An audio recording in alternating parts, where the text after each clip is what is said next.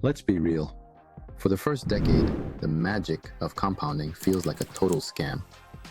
You're sacrificing your lifestyle and saving every cent, but your portfolio balance barely budges. If the math is so powerful, why does it feel like you're the only one doing the heavy lifting? We're diving into the data to find your year 11, the exact tipping point where your money finally starts out-earning your paycheck. I'll show you how to survive the psychological dead zone and the mental shifts you need to keep going when the numbers aren't moving. But what if the safe way you're investing is actually pushing that breakout further into the future? And how do you know if you're just inches away from the surge or actually stuck in a dead end? Look, let's be totally honest here. Your chart isn't broken and you aren't doing anything wrong. That flat line you're seeing at the start, it's actually supposed to be there. It's a feature, not a bug. But I get it. Knowing the theory doesn't make it feel any better when you've been living on rice and beans for 5 years, only to see your net worth barely move past what you personally put in. It's frustrating. To fix this, we've got to stop obsessing over the total number, because honestly, it's lying to you. Instead, let's look at what's happening under the hood. We need to figure out why year 11 is the magic turning point, and more importantly, how you can make sure you don't throw in the towel in year 9. Let's start with the reality of the heavy lifting. Think of it like trying to fill up a massive swimming pool. For that first decade, you're basically standing there with a bucket, hauling water back and forth by hand. Meanwhile, the market, which everyone promised would be this high-pressure hose, is just a slow, annoying drip. We can actually see this in the numbers. If you look at a normal portfolio in year 1 or even year 5, about 80 to 90% of that balance is just the cash you work hard to save. The actual investment returns, the free money, is just a tiny little sliver at the top. That's exactly why it feels like a scam. You were told your money would work for you, but right now, you're definitely working for your money. You're the engine doing all the work, and the interest is barely helping at all. But here's the thing. You can't turn on the fire hose until that bucket is full. The market doesn't care how hard you work. It only cares about how much cash you've got in the game. You've got to build the machine before it can start running on its own. And this leads us right into the real danger. It's not a market crash, it's the boredom trap. Our brains are just wired for quick results. If you work twice as hard, you expect twice the pay. If you go for a run, you expect to feel it right away. But compounding? It's the total opposite. It's a massive mismatch between effort and results. You're putting in 100% effort for maybe 5% feedback.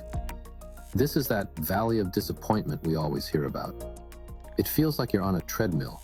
You're tired, you're cutting back on everything, but the view never changes.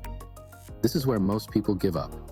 They check their account after 5 years, see the gains are only enough for a used car, and decide that investing just isn't for them. They sell everything, buy something they don't need, or just stop saving. And the real tragedy? They usually quit right as the curve was finally about to take off. Now, I'm not just trying to hype you up here. Let's look at the actual math of that first $100,000. Charlie Munger famously said that the first $100,000 is a total nightmare to get. And he wasn't kidding. Let's run the numbers. If you save $10,000 a year at a 7% return, it'll take you about 7.8 years to hit that first $100,000. That's a long time to keep grinding. But look at what happens next. To get the second $100,000, it only takes about 5 years. The third, 3.7 years. The fourth, just 2.5 years. By the time you're getting close to $1 million, your portfolio can swing by $100,000 in one good year. That's the same amount that took you a decade to scrape together at the start. The math proves the scam is just a phase. At the start, it's 90% you. Later on, the market does more than half the work for you. So remember that question from the start? What if being safe is actually slowing you down? This is the safety paradox. When you're feeling frustrated in year 4 or 5, it's so tempting to stop trusting the stock market because it feels too risky. You want to move your money somewhere safe to protect what you've saved. But here's the cold, hard truth. Being too safe is expensive. If you drop your returns from 8% down to 4% just to feel safe, you aren't just earning less, You're making the grind phase way longer. At 8%, your money doubles every 9 years. At 4%, it takes 18 years. By trying to avoid the ups and downs of the market, you're basically sentencing yourself to stay in that bucket-carrying phase for twice as long. You're trading a bit of temporary risk for the absolute certainty of never being able to retire early. Year 11 suddenly turns into year 25.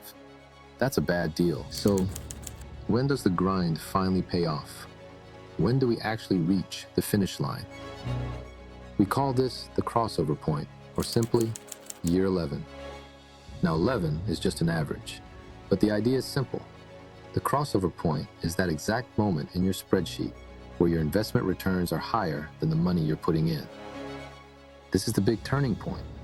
It's the first time in your life that your money is actually working harder than you are. Imagine you put in $20,000 from your job this year, but your portfolio grew by $21,000 all on its own. That's when the scam turns into a rocket ship. From then on, you're just a backup engine. Compounding is officially in the driver's seat. So, how do you actually make it through that first decade without losing your mind? You've got to change how you keep score. Seriously, stop looking at your net worth. For those first few years, your net worth is just a vanity metric that changes based on how the market feels that day. You can't control it anyway. Instead, focus entirely on your capital deployed. Just look at what you're putting in. Did you invest your $1,000 this month? Yes? Then you won. Simple as that. Treat your investing like a bill you can't skip. Set it to automatic, and then, this is the big one, stop checking it. The more you look at it in the early years, the more you'll want to mess with it. It's like planting a bamboo tree. You water the dirt for 5 years and see absolutely nothing. If you dig it up every week to check the roots, you'll kill it. You just have to trust that those roots are growing like crazy underground, getting ready to shoot up 90 feet in just a few weeks. Here's the deal. The system feels rigged at the start because, well, it kind of is. It asks you to be disciplined now for a reward that feels miles away. But now that you know year 11 is coming, you don't have to let that flat line get you down. You can look at that chart and realize it isn't a failure, it's a fuse. And the more consistently you pack that fuse, the bigger the explosion of wealth on the other side. The math is going to happen. The only thing that can stop it is you stopping. Now, if you're tired of the constant hustle and want to see how to actually put this entire journey on autopilot, you need to watch my next video, Retire Early on Autopilot.